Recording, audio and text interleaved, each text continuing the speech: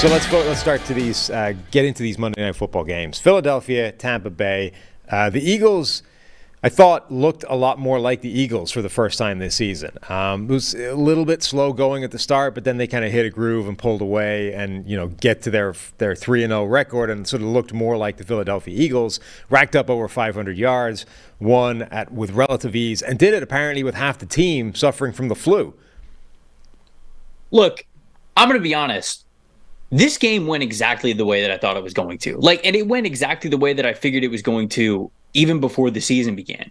Everybody kind of has that post-success hangover. It's very, very rare that you get a team that either makes the Super Bowl or wins the Super Bowl that is able to just come out of the gate the very next year and just be that same juggernaut team. It's always going to take a little bit of time. So for the Eagles to not absolutely hit the ground running this year, especially losing both of their coordinators, offensive and defensive, it makes total sense that, yeah, the team is really talented, but they're not blowing teams out of the water like we saw at the second half of last regular season. But they're still a really good football team. On the other side of things, Tampa, I tried to tell people, Tampa was going to be more competitive than I think Vegas Super Bowl odds or a lot of prediction shows were willing to admit. They were going to hang tough with some teams, but certainly if you take into account that they were down Carlton Davis, which is really important in this game going up against the Eagles wide receivers, and then Jamel Dean's in and out of the lineup with injury as well,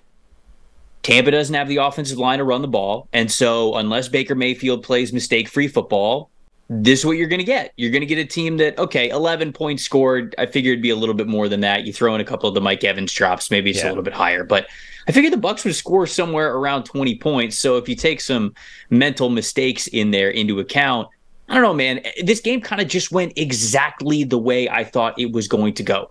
Philly's the better team. Tampa was a little bit more beat up. And really, Tampa cannot run the ball. They cannot run the football. And when they try to have balance in their offensive identity with a running game that is as poor as they have and an offensive line as poor as they have, it's just not going to work. You're not going to be able to beat some of these better teams in the league, and Philly showed that last night. And I think Baker Mayfield, he's been reasonably impressive for the first few weeks of the season, certainly relative to where his reputation had fallen to, I guess, is the way of describing that. He's been better than that. He's been closer to the old version of Baker Mayfield.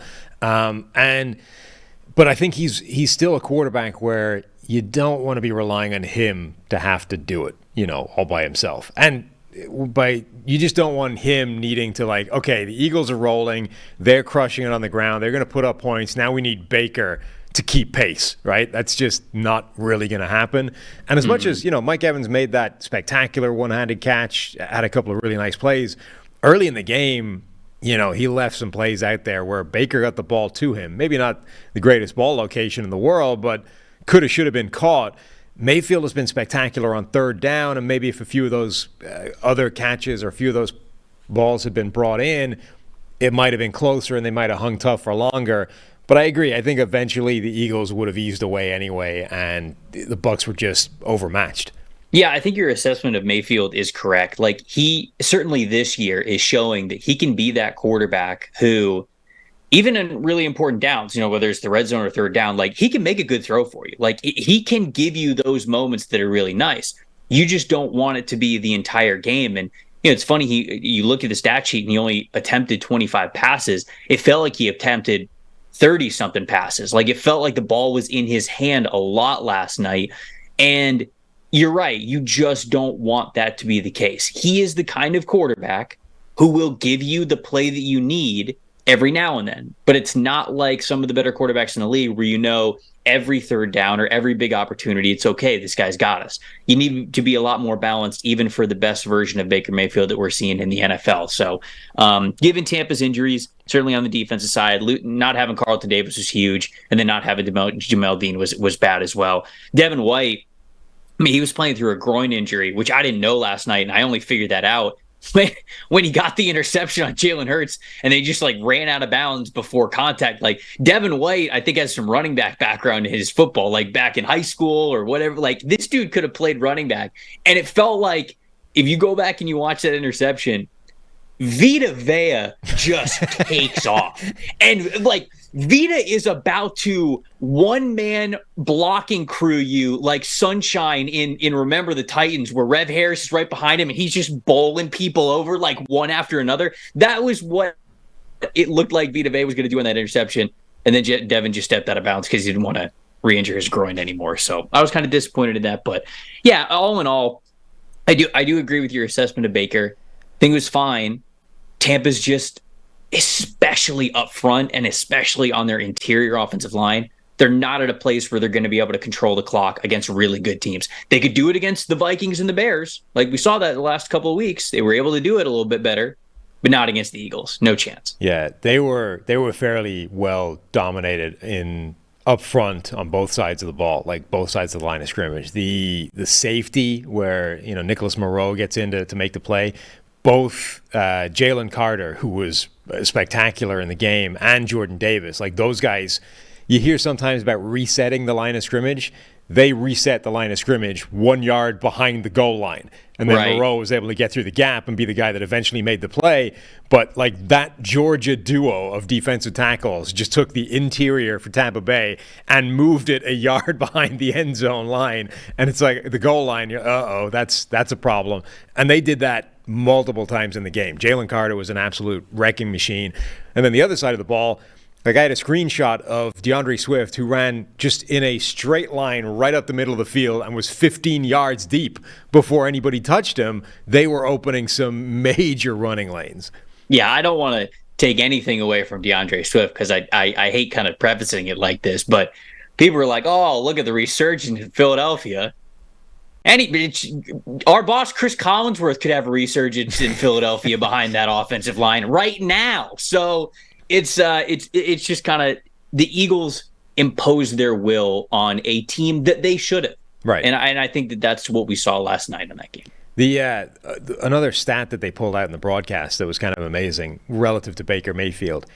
8 head coaches for Baker, which apparently is the most in NFL history over a 6-season span. Wait, 8 head coaches? 8 different head coaches Baker Mayfield has played for in the NFL in 6 seasons. That's crazy. Right? I didn't realize it was 8. Well, think about it. Last season alone, it was 2, right?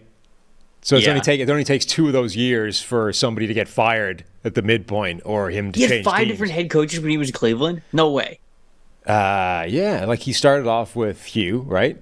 And then it was Freddie Kitchens. And then, don't make me name them all, but he's been through them all. Stefanski, now I thought it was 6. Look, I didn't fact check the broadcast. I just assume it's correct, right? Why would they lie to me? Look, 6 is a lot anyway. So even if it's 6 is too many. Yeah. Well, last season he had 2, right? Because he went from Carolina to the Rams. And then there must have been a year like Bowles is 3, and then Hugh Jackson, Freddie Kitchens, 4, 5, and then Stefanski 6. So I thought it was 6. There's got to have been another year. Like, did Kitchens make it through the full season, or did they get rid of him before the end? Did he technically play for Matt Rule? Maybe.